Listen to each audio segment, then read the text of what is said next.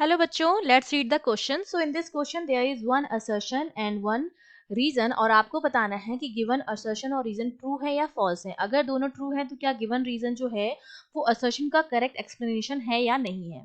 तो देखो हमारा assertion क्या कह रहा है that magnetic field on the axial line at a certain distance is twice as compared to that on the equatorial line at the same distance. ठीक है.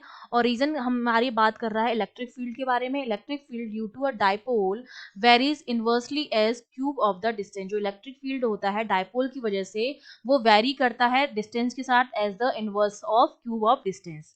तो देखो एक चीज तो हमें पहले से ही पता चल गई है, असर्शन हमारा मैग्नेटिक फील्ड की बात कर रहा है, रीजन हमारा इलेक्ट्रिक फील्ड की बात कर रहा है. तो दोनों एक दूसरे का करेक्ट एक्सप्लेनेशन तो नहीं हो सकते.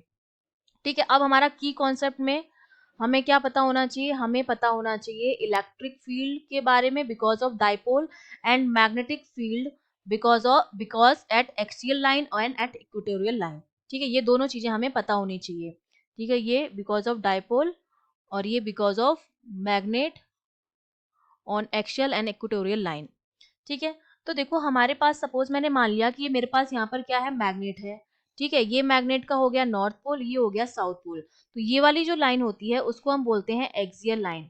इसको हम एंड ऑन पोजीशन भी कहते हैं. ठीक है. और यहाँ पर सेंटर से ये वाली जो लाइन होती है वर्टिकल लाइन जो होती है जिसको हम ब्रॉड ऑन पोजीशन भी कहते हैं, ब्रॉड ऑन पोजीशन या इक्वेटोरियल लाइन भी कहते हैं. तो ये डिस्टेंस भी आर है इस पॉइंट पर और ये डिस्टेंस भी आर है, सेम डिस्टेंस ले ली है.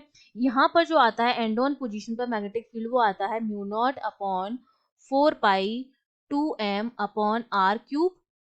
ठीक है, जहां पर कैपिटल एम जो है मैग्नेटिक मूवमेंट है और आर जो है डिस्टेंस है.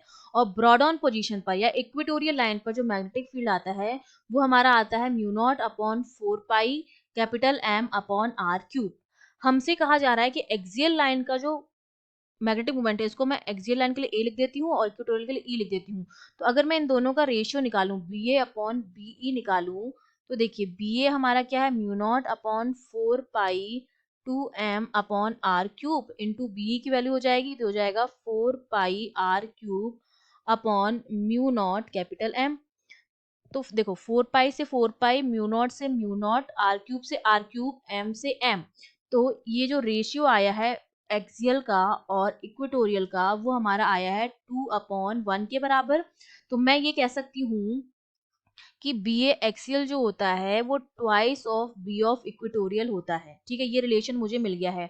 और हमसे असर्शन में क्या कहा जा रहा है कि एक्सियल लाइन पर जो मैग्नेटिक फील्ड होता है वो ट्वाइस होता है of because of equatorial line. तो यही यहाँ पर क्या रखा है, तो ये हमारा हो गया बिल्कुल ट्रू.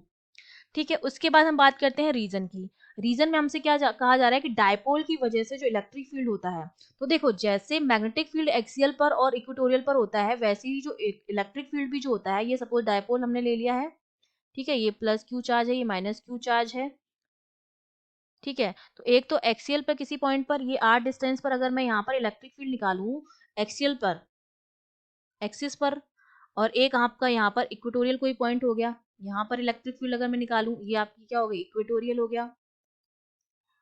तो अगर मैं यहाँ पर एक्सिस पर इलेक्ट्रिक फील्ड लिखूं तो बी एक्सिस जो आता है मेरे पास वो आता है के इंटू 2p/r क्यूब. अगर ये डिस्टेंस r मान लूं. सिमिलरली इक्वेटोरियल पर जो आता है वो हमारे पास क्या आता है के p/r क्यूब, जहां पर k कांस्टेंट होता है जिसकी वैल्यू 1/4πε0 होती है. तो यहाँ से हमें पता चल रहा है कि जो इलेक्ट्रिक फील्ड होता है बिकॉज ऑफ डाइपोल, चाहे वो एक्सिस पर हो या चाहे वो इक्वेटोरियल पॉइंट पर हो, दोनों ही जो है वो डिस्टेंस के साथ डिस्टेंस के क्यूब के क्या है, इनवर्सली प्रोपोर्शनल है. मतलब ई जो है वो 1/r क्यूब के प्रोपोर्शनल है. तो ये वाला जो रीजन है वो भी आपको क्या हो गया, बिल्कुल ट्रू हो गया है. तो दोनों जो है वो ट्रू है लेकिन एक दूसरे का करेक्ट एक्सप्लेनेशन नहीं है. तो बी ऑप्शन जो हो जाएगा वो हमारा बिल्कुल करेक्ट हो जाएगा. I hope you understood well. All the best.